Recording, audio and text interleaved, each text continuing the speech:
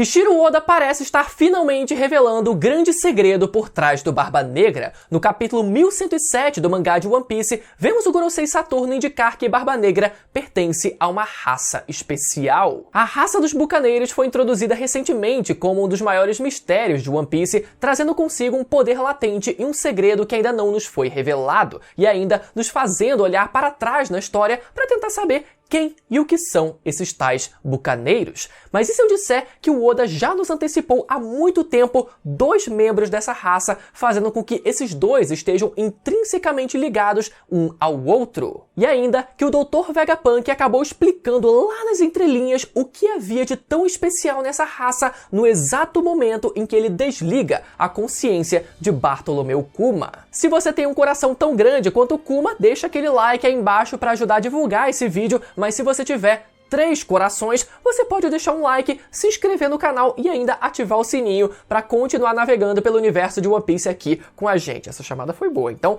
merece a sua inscrição. Ao analisar friamente a história de capa do Enel, percebemos que os 3 povos que vieram da Lua e que representam o povo de Biruka, Skypia e Shandora eram detentores de uma grande tecnologia, tendo criado até mesmo um exército de robôs movidos à eletricidade, energia essa que não é comumente usada no mundo de One Piece até mesmo nos dias de hoje. Ao chegar em Egghead, Vegapunk nos mostra que na verdade sua tecnologia não é à frente do seu tempo, pois 900 anos atrás já existia uma tecnologia avançada, capaz até mesmo de criar um robô tecnológico gigante. Até mesmo o cientista capaz de criar clones com vida, criando a Stussy e os Serafins, admitiu ter uma tecnologia que não era novidade 900 anos atrás, sendo a do Reino Antigo superior até mesmo à sua tecnologia atual. E a teoria diz que um dos resultados dessa tecnologia tão avançada seria a chamada Raça dos Bucaneiros. Ao explorar os recursos que tinham, não somente os cientistas desse reino construíram robôs, como também conseguiram aprimorar e criar humanos artificialmente, uma espécie de golem, um ser místico feito para servir e proteger devotos a quem os criou, o chamando de bucaneiros. Ao criar os bucaneiros, o povo do século perdido não queria somente proteção, mas sim criar uma raça capaz de ir além do que a sua era capaz, sendo uma raça artificial com sangue de gigante mesclado ao sangue dos Lunarianos, algo que inclusive o Vegapunk tentou replicar ao criar os Serafins. Porém, os bucaneiros tinham algo que superava até mesmo a determinação herdada e que estava no peso de suas almas. Mas mesmo com todo esse poder, o governo mundial conseguiu eliminar o grande reino que havia no século perdido, e desse grande conflito apenas 2 raças sobreviveram, aqueles que herdaram o propósito dos D e aqueles que tinham uma grande resistência e não poderiam ser mortos facilmente, os bucaneiros. Essa segunda raça que foi escravizada não servia agora por vontade própria ou em respeito aos seus criadores, e sim eram obrigados a serem servientes aos seus inimigos, o governo mundial, até que um dos bucaneiros, usando um chapéu de palha, conseguiu libertar seus companheiros oprimidos e pela primeira vez em muito tempo apresentou o conceito de liberdade para eles. Esse era ninguém menos que Joy Boy. Porém, não conseguindo impedir que o governo mundial ameaçasse os futuros bucaneiros que seguiriam sendo caçados e escravizados, Joy Boy, ao morrer, perderia o seu chapéu, que ficaria para sempre congelado na terra sagrada de Marijoa como um troféu daqueles que ganharam a luta, mas que mesmo assim virou um símbolo para quem herdasse o seu propósito no futuro, mas isso não antes que sua própria essência ainda pudesse existir nesse mundo através de uma Akuma no Mi. Um detalhe que vale ser mencionado é que no capítulo 1108 de One Piece, Luffy entra na sua forma de gigante, mas podemos ver pela primeira vez que ao entrar nessa forma, o seu chapéu de palha permanece do mesmo tamanho. Isso pode ser só uma coincidência e é provável que o Luffy possa sim expandir o tamanho do seu chapéu, assim como o seu chinelo, por exemplo, também fica gigantificado. Mas isso também pode ser um indício de que, se o chapéu de palha em Marijoa era um chapéu de palha gigante, isso poderia significar que o usuário daquele chapéu também era originalmente maior do que um humano comum, e sabemos exatamente quem vem recebendo destaque pelo seu tamanho e porte físico avantajado, a raça dos bucaneiros. Seguindo, o pai de Kuma tentou de toda forma ocultar a sua raça, porém, quando seu filho nasceu, o governo soube de sua existência e, como punição, fez todos serem escravizados. Mesmo assim, Kuma, tendo nascido como um bucaneiro, sempre teve a quem deveria proteger. Em God Valley, decidiu dar a sua vida pela liberdade das pessoas que morreriam naquela caçada, mas felizmente conseguiu sair vivo e ainda salvar várias outras pessoas. Após isso, teve em sua vida a missão de libertar e proteger, entrando para o exército revolucionário, e só parou quando precisava proteger uma outra vida, a da sua filha, Jolie Bonnie.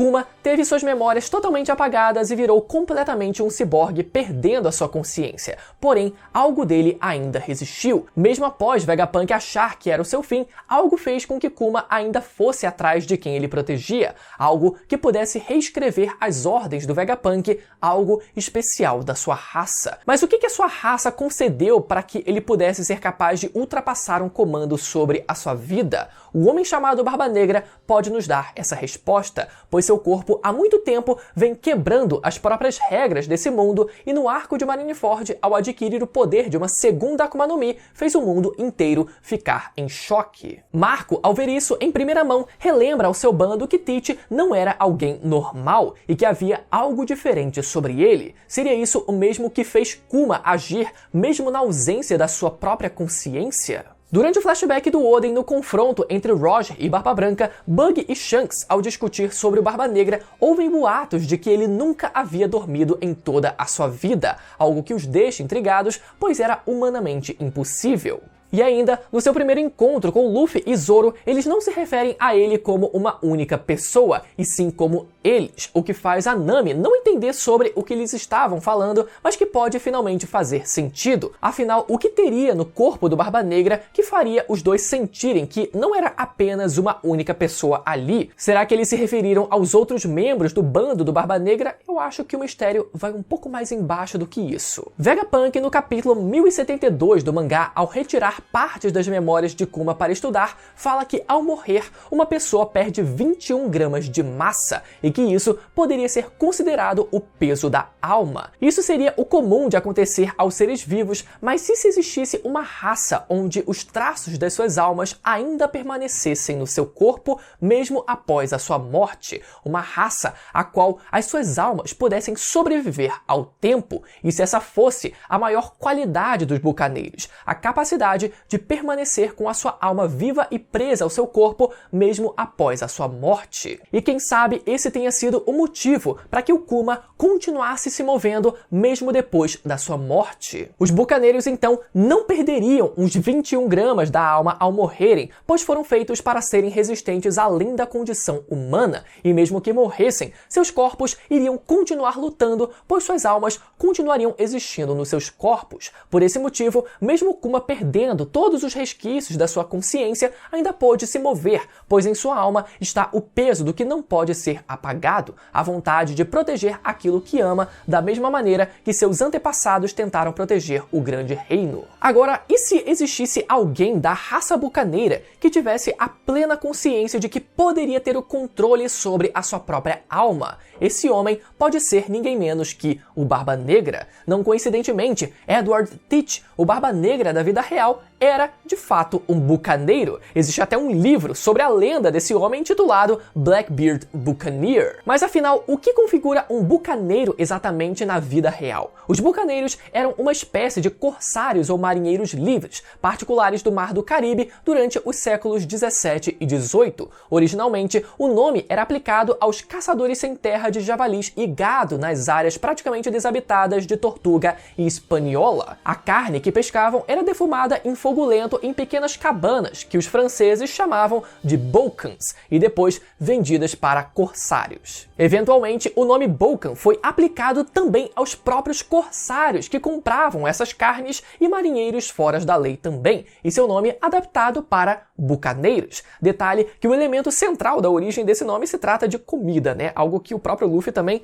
é muito fã. Além disso, também existe uma coisa que aproxima o Kuma do Barba Negra, que são os seus nomes. O nome Kuma possivelmente vem do pirata que existiu de verdade, chamado de Bartholomew Roberts, cujo apelido era Black Bart. E ele era um bucaneiro. Já o do Teach, obviamente, vem do pirata com o mesmo nome, né, com o mesmo apelido, Blackbeard. Mas o mais curioso é que os dois foram contemporâneos da mesma época. Outra coisa que aproxima esses dois é uma brincadeira com os seus nomes. Kuma faz referência a um urso negro, que em inglês se traduz como Black Bear. Agora, reparem o que acontece quando a gente coloca um D no final desse nome. Temos exatamente Blackbeard. Esse jogo de palavras insano indica que Kuma e Teach são pertencentes à mesma raça bucaneira, mas que a única coisa que separa esses dois é o sobrenome dos D. Enquanto Kuma não herdou esse sobrenome, o Teach herdou. A partir desse ponto, galera, o Oda ele pode ir para vários caminhos diferentes e a coisa toda começa a ficar um pouco mais imprevisível. O fato da Jolly Roger do Barba Negra possuir 3 caveiras pode ser um indício de que o Barba Negra realmente possua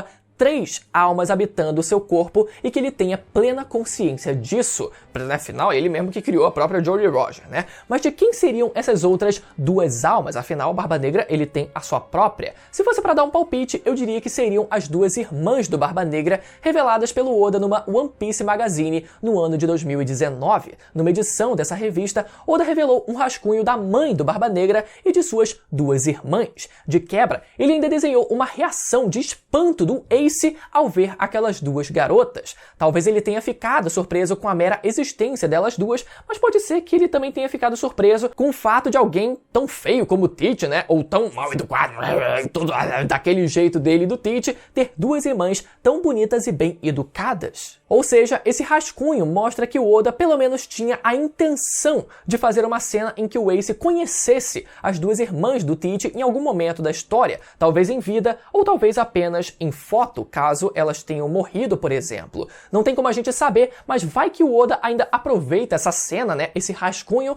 num flashback do Barba Negra. Afinal, o Ace ele demonstrou saber sobre o grande segredo do Barba Negra, assim como o bando do Barba Branca como um todo. Quando ele disse, né, quando Ace ele disse que o Teach viveu o dobro da vida de uma pessoa comum. Isso ele diz quando eles estavam prestes a se enfrentar. Na verdade, essa fala do Ace indicaria que o Teach teria apenas mais uma alma habitando o seu corpo e não 2, como a gente imagina. Afinal, se ele vive o dobro da vida de uma pessoa, faria sentido a gente interpretar essa fala de uma forma como se ela quisesse dizer que o Teach ele teria 2 almas habitando o seu corpo. Inclusive, galera, uma observação aqui pra vocês. Essa fala, tanto no mangá quanto no anime, ela nunca é traduzida de forma literal aqui, explicando pra vocês, né? Porque é uma fala que parece não fazer sentido, então normalmente ela é adaptada de uma outra forma que pareça fazer sentido com as informações que a gente já tem até então. Mas ela realmente não é para fazer sentido porque a gente ainda não entende o grande segredo do Barba Negra. Inclusive, essa própria fala do Ace, ela também foi ressaltada,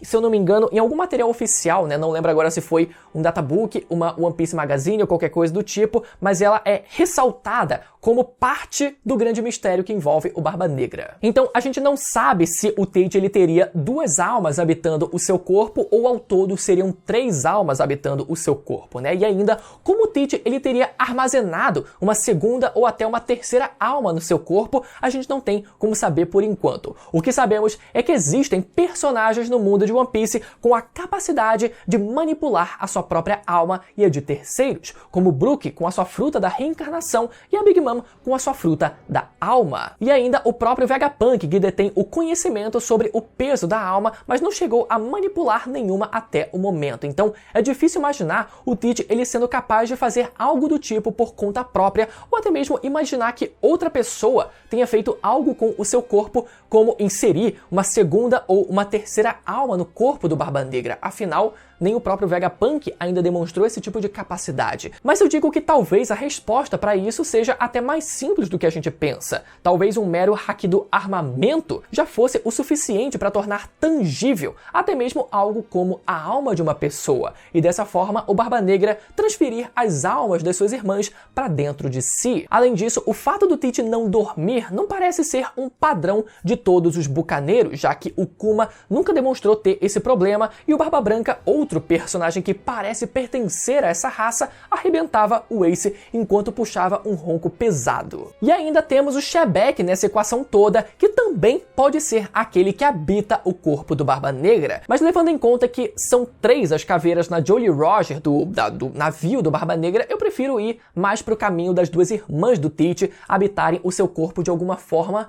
E talvez a alma do Shebeck esteja ainda na Fruta das Trevas e agora, de certa forma, né, esteja correlacionada com o Barba Negra de alguma forma, enfim. Como sempre, ainda existem vários mistérios no mundo de One Piece, mesmo a gente estando nessa reta final do mangá. Mas uma coisa é certa, os bucaneiros são importantes ao ponto de serem reverenciados até mesmo pelo povo do céu, como podemos ver através da estátua de Worth, que representa a terra sagrada daquele povo, que eu já inclusive mencionei aqui no canal, né? E como sempre, Skypiea se mostrando mais uma vez o arco mais importante da obra, mesmo que nos pequenos detalhes. Eu espero que vocês tenham gostado desse vídeo. Se você ficou até o final e gostou das reflexões e das teorias que eu trouxe aqui nesse vídeo, deixa aquele comentário dizendo o que você achou. E já que a gente falou em Skypiea, meu amigo, eu queria mais uma vez recomendar para quem ainda não assistiu o meu vídeo, sim, sobre o motivo do Oda guardar o retorno do Enel para o arco de Elbaf, né? Meu amigo, novamente eu tô, indo com tudo nessa ideia e pela última vez, porque dessa vez vai ser oficial o retorno do homem, galera. Será que o grande anúncio do Vegapunk para o mundo vai chegar até mesmo fora desse mundo e chegar até mesmo à Lua? Se isso acontecer, meu amigo, eu não quero nem saber. Vejo vocês no próximo vídeo. Até a próxima. Tchau.